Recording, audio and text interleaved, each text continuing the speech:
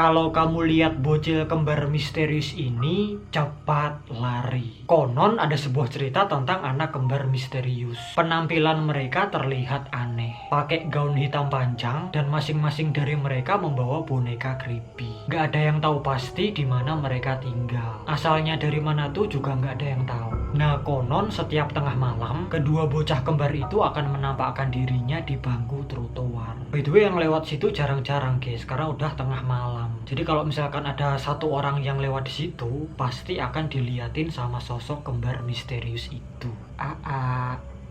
Kemana contoh serau sekali. Dan kalau ada yang mencoba bertanya, mereka nggak pernah mau menjawab. Diem aja. Mereka hanya berbicara satu sama lain. Dan bahasanya itu nggak dimengerti orang lain. Gelagat mereka juga aneh. Kayak bukan orang biasa. Nah, suatu hari ada seorang pria yang menghampiri mereka. Dia menganggap kalau anak kembar itu aneh. Dan kemudian diolok-olok. Siapa kalian? Anak kecil penjual boneka ya? Belum laku dagangannya. Kasian. Sana, jual di glodok.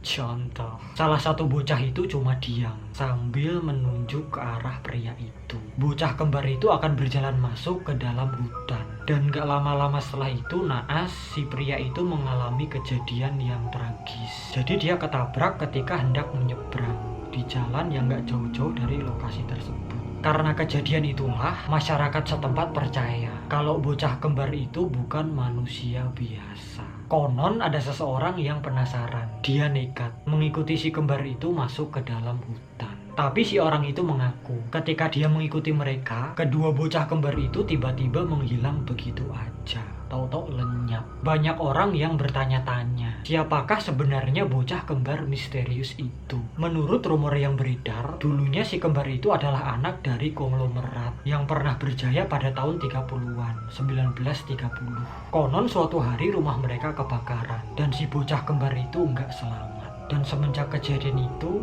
arwahnya bergentayangan. Dan kemudian orang tuanya pun memutuskan untuk pindah ke kota lain demi melupakan kejadian naas itu.